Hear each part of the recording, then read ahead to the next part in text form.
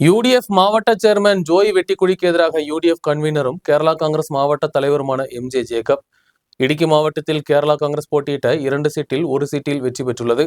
அதே நேரம் காங்கிரஸ் போட்டியிட்ட 3 சீட்டிலும் தோல்வி அடைந்துள்ளதாக MJ ஜேக்கப் கூறினார். UDF ചെയർമാൻ ഏത് സാഹചര്യത്തിലാണ് അങ്ങനെ ഒരു അഭിപ്രായം പറഞ്ഞത് എന്ന് എനിക്കറിയത്തില്ല. ശ്രീ ജോയ് വെട്ടിക്കുഴി UDF ചെയർമാനാണ്. ഞാൻ UDF ജില്ലാ കൺവീനറാണ്. സ്വാഭാവികമായി ഇത്തരം കാര്യങ്ങളെപ്പറ്റി പറയുന്നതിന് ഞങ്ങൾക്കൊരു പരിമിതിയുണ്ട്. ആ പരിമിതിക്ക് അപ്പുറം അഭിപ്രായം പറയുന്നത് ഒട്ടും ശരിയല്ല.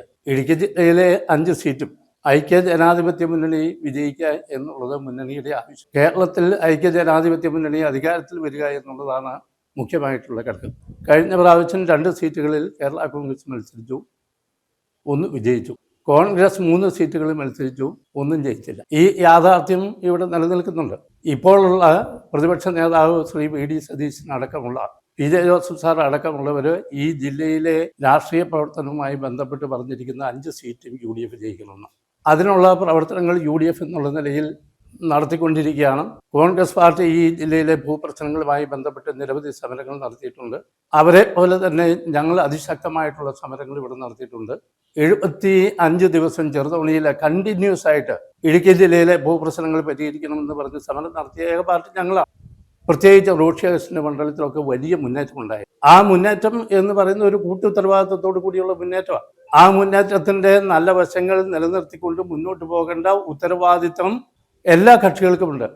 ഇപ്പോൾ ഇങ്ങനെ ഒരു വാദഗതിയോ ഒരു ചർച്ചയ്ക്കോ യാതൊരു പ്രസക്തിയില്ല. കേരള കോൺഗ്രസ് പാർട്ടി ഒരു സീറ്റും വിട്ടുകൊടുക്കുന്നതിനെ പറ്റി ആലോചിച്ചിട്ടില്ല. കോൺഗ്രസ് ഒരു സീറ്റ് ഏറ്റെടുക്കുന്നതിനെ പറ്റി ആലോചിച്ചിട്ടുണ്ട് എന്നും എനിക്ക് തോന്നുന്നില്ല. ഏതായാലും 5 സീറ്റും നഷ്ടപ്പെട്ട 3 സീറ്റുണ്ട്. കഴിഞ്ഞ പ്രാവശ്യം മത്സരിച്ച 3 സീറ്റുണ്ട് കോൺഗ്രസിൽ. ഞങ്ങൾക്ക് 1 സീറ്റ് നഷ്ടപ്പെട്ടിട്ടുണ്ട്. ഈ 5 സീറ്റും വിജയിക്കുന്നതിന് ആവശ്യമായിട്ടുള്ള ശ്രമകരമായ ജോലി, കൂട്ടുത്തരവാദിത്വത്തോടു കൂടിയുള്ള ജോലി നമ്മൾ മുന്നോട്ട് കൊണ്ടുപോകണം എന്നാണ് UDF കൺവീനർ എന്നുള്ള നിലയിൽ എനിക്ക് പറയാനുള്ളത്. ബാക്കി വിവാദങ്ങളൊന്നും പറയാനുള്ള അധികാരമോ അവകാശമില്ല. ഞാനൊരു പാർട്ടിയുടെ ജില്ലാ പ്രസിഡന്റാണ്. എനിക്ക് വേണമെങ്കിൽ പാർട്ടിയുടെ കാര്യങ്ങൾ പറയാം. DCCയുടെ കാര്യമാണെങ്കിൽ DCC പ്രസിഡന്റ് പറയാം.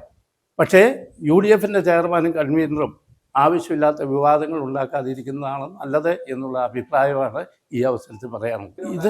ഇത്തരം വാദഗതികളോ ഒക്കെ നമ്മുടെ അണികളിൽ വ്യത്യസ്തമായിട്ടുള്ള ചിന്തകൾ രൂപപ്പെടുന്നതിനെ സഹായിക്കുള്ളൂ.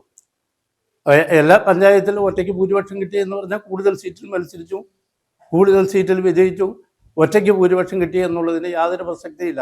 അതൊരു മുന്നണിയുടെ കൂട്ടുത്തരവാദിത്വത്തോടു കൂടിയുള്ള റിസൾട്ടാണ് ഉണ്ടായിരിക്കുന്നത്. ജില്ലാ പഞ്ചായത്തിൽ നല്ല റിസൾട്ട് ഉണ്ടായി, കൂട്ടുത്തരവാദിത്വത്തോടു കൂടിയുള്ളതാണ്.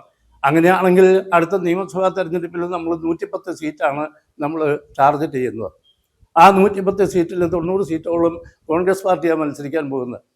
അവിടെ 75 സീറ്റ് കോൺഗ്രസിന് കിട്ടിക്കഴിഞ്ഞാൽ ഒറ്റയ്ക്ക് ഭൂരിപക്ഷം കിട്ടുന്നു എന്ന് പറയുന്നതിന് പ്രസക്തിയില്ലല്ലോ. അത്തരത്തിലുള്ള ചർച്ചകൾക്ക് ഈ അവസരത്തിൽ യാതൊരു പ്രാധാന്യമില്ലാത്തതാണ്. അത്തരം ചർച്ചകൾ ഒരു കാരണവശാലും ആരും തുടങ്ങി വെക്കരുത്. എന്തെങ്കിലും പാർട്ടിയുടേതായ ഇപ്പോൾ കേരള കോൺഗ്രസ് പാർട്ടിക്ക് എന്തെങ്കിലും കാര്യങ്ങൾ ഉണ്ടെങ്കിൽ അത് പാർട്ടിയുടെ സംസ്ഥാന സ്റ്റിയറിംഗ് കമ്മിറ്റിയിലോ അല്ലെങ്കിൽ പാർട്ടി ചെയർമാനോ ധരിപ്പിക്കാം. കോൺഗ്രസ് പാർട്ടിക്ക് DCCക്ക് എന്തെങ്കിലും തീരുമാനമുണ്ടെങ്കിൽ അവർ കൂട്ടുത്തരവാദിത്വത്തോടു കൂടി അത് KPCC അറിയിക്കാം. അതിങ്ങനെ മീഡിയയുടെ മുമ്പിൽ വന്ന് ഇത്തരത്തിലുള്ള പ്രസ്താവനകൾ നടത്തുന്നത് നമ്മുടെ റിസൾട്ട്, നമ്മൾ ഒരു ലക്ഷ്യത്തിലേക്ക് പോവുകയാണ്. ആ ലക്ഷ്യത്തിലേക്ക് പോകുന്നതിന് ഗുണകരമല്ല എന്നുള്ള ഒരു വിനയപൂർവ്വമായിട്ടുള്ള അഭ്യർത്ഥനയാണ് എനിക്കുള്ളത്, അഭിപ്രായമാണ് എനിക്കുള്ളത്.